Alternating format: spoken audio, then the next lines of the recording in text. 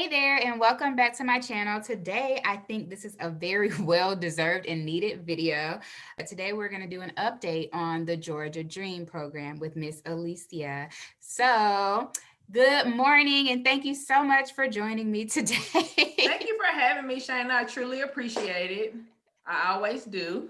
Awesome. So, our last video did really well, and I get a lot of comments on it still, and people just still inboxing you and I about the program. So I think that it's only fair that we go ahead and do an update on the amazing program of the Georgia Dream. Talk about the qualifications, talk about the programs, and how people can participate in that program. So, without Absolutely. further ado, take it away. All right. So Georgia Dream is still pretty much the same in regards to your qualifications. You have to have at least a 640 to be eligible. The only program that they are not doing currently is the hardest hit program, which gives $15,000 towards the down payment as well as the closing costs. They are still doing your standard $5,000. They also have the $7,500 for the choice program as well as the PIM program, which is the protectors, nurses, educators. And then the choice program is for people who have a disability. The important thing about those two programs that I always want to let people know is that once they sell or refinance, they do have to pay those proceeds back. So Is that there a is, time limit important on for. that? Is Say there it a again. time limit on that? No, it's just whenever they sell or refinance. Period. Period. Yeah. Even So like after the 30 hardest, years, even after the mortgage is paid for? yeah, they want their money back. Yep. So Okay. the only difference is like the hardest hit program. If you make on time payments for 5 years and a day, then that one's forgiven. So actually, you have to just stay in the property for 5 years and a day, and it's forgiven. So Okay. that's a really good program. Because it's more like a grant.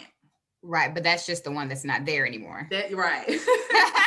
But Well, maybe it'll come eventually back. they'll I bring mean, it it's back. a federally funded program, so eventually it'll come back. But Okay. so Gotcha. So with our PIN, right, we say the minimum credit score is 640, mhm. and that is 7,500? Or is It that is. okay? That's 7,500 That's that can go 7,500. towards what? Your down payment. Okay, your down payment. Mhm. And you have to pay it back if you ever sell or refinance your home. Correct. Okay, great. So, is there a specific price point that you can use it for or not? Depending upon the targeted areas, you can go up to 250. If you're not in one of those targeted areas, then 200,000 is your max price point. So it's several different counties. You can always go to the Georgia Dream website and look and see exactly what county is targeted for the 250 Okay. price Now, point. I know it's PEN. Can you explain to me about who falls up under that PEN? I know you said it briefly, but the last time we talked about some other people that I was like, oh, really? They can do it too. So, people that can qualify for the $7,500 program, can you Mhm. explain to me who would qualify for that? Yeah, absolutely. So teachers as well as anybody who works in the school system. So you can be the janitor, you can be the lunch lady. As long as you're hired by the school system, you do qualify for that, as well as the medical field. You don't necessarily have to be a nurse to qualify to get that $7,500. You can be an admin assistant as long as you're employed by the medical field, as well as active military, like cops and firefighters, protectors. That's what they consider those. They Okay. qualify for the 7,500 as well. Great. And so then when it comes to the choice, those are people that are disabled. Correct. Mhm. So is it just for the person that's disabled, or if I'm taking care of my disabled mother or I have a disabled child, do I qualify if I am caring for a disabled Correct. You person? do. You would be able to qualify. Okay, and what type of documentation is needed? Like, do I need actual proof or? Yeah, normally, I mean, as long as they're getting like something like from the Social Security Administration that shows that they are receiving disability payments and things like that to show that they're disabled, then that's the only documentation that they will require. All right, great. So that's about, I mean, I think that's about it for the Georgia Dream right now. I Yeah, mean, pretty much. But I do want to let everyone know the cheat code in regards to the credit criteria.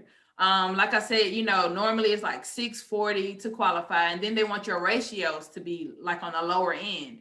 okay. But if you have a 700 or more, you can go by just the FHA debt to income requirements, which would allow you to have like 56% on the back end, which If would you have allow a you to 700 have. credit score. Yes, you have to have the $700, 700 credit, a 700 credit score to be able to go by the FHA guidelines. So that's what I like to do a lot of times because the DPA, they want you to have your ratios kind of low, which is kind of hard, depending on your Explain, situation. because if we're talking to someone that has no idea what we're talking about a ratio, like what does Mhm. that mean for a new person that's like, what is she talking about? What is my ratio? Right. It's just your debt to income ratio. So Okay. that's pretty much when people How do speak they of determine ratios. that? See how much your monthly income is, based it on how much your mortgage payment would be. That would be your front end ratio, and your back end ratio is how much you make minus the debts that you have to pay for every month. So that is your back end ratio. Right. The back end ratio is the one where it's kind of limited when it comes to down payment assistance programs, because they feel like it's more of a risk. You're already not putting the down payment down, so what they consider that is skin in the game. And when Right. you're not doing that, they consider that a little bit more risky. So they want your ratios to just be a little lower. So And your that's why debt I to always. income ratio helps a bank determine your a borrower's affordability. So it's like Absolutely. all of your debt divided into your income. If you take all of your debt divided into your income, you'll get a percentage.